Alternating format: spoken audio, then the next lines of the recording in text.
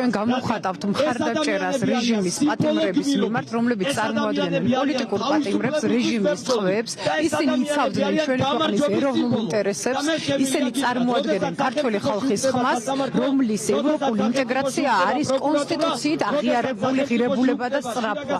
ამიტომ მოვედით აქ, კიდევ ერთხელ ვეუბნებით საქართველოს ხელისუფლებაში მყოფ არალეგიტიმურ პირდაწრეს, რომ სასწრაფოდ გაათავისუფლონ ეს პირები, სასწრაფოდ დაიწყოს რეალური გამოძიება იმ ადამიანთა მიმართ, რომლებიც ჩადიოდნენ სასტიკ არაადამიანურ, არახუმანურ და წამების კვალიფიკაციის მქონე დანაშაულებს. ადამიანები მხოლოდ და მხოლოდ პოლიტიკური მიზნებით ყავთ დაკავებული, ვინაიდან იბრძვიან საკუთარი ქვეყნისთვის, საკუთარი სამშობლოსთვის, ევროპული მომავლისთვის, იმისთვის რომ საუკეთესო უნდათ საკუთარი სახელმწიფოს. ამიტომ ჩვენ ადამიანები არ უნდა მივატოვოთ ამ ბრძოლაში.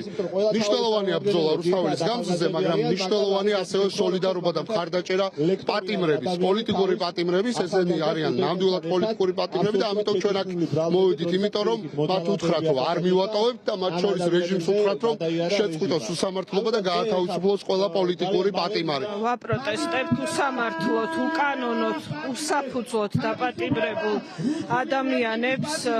ეს არის საზოგადოების საუკეთესო ნაწილი. ბევრ მათგანს ვიცნობთ, არიან მსახიობები, მუსიკოსები, საზოგადო მოღვაწეები, რომლებსაც არაფერი არ დაუშავებიათ გარდა სამშობლოს სიყვარულისა.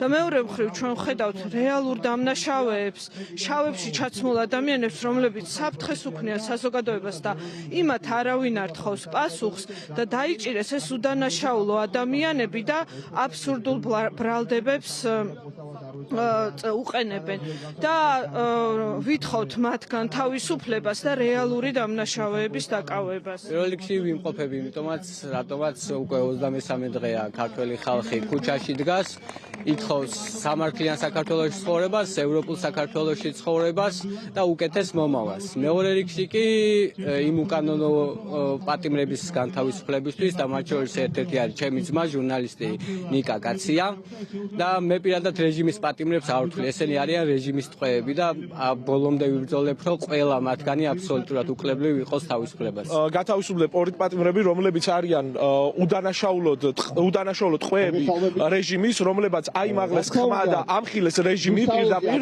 და მათი სიმართლის გამო ესენი არიან ციხეში. ეს არის პირველ რიგში სამართლისა და დემოკრატიისადმი მიყენებული პირველი შეურაცხყოფა და ასე ვთქვათ პირდაპირ შეტევა, რასაც ახორციელებს ქართული ოცნების რეჟიმი.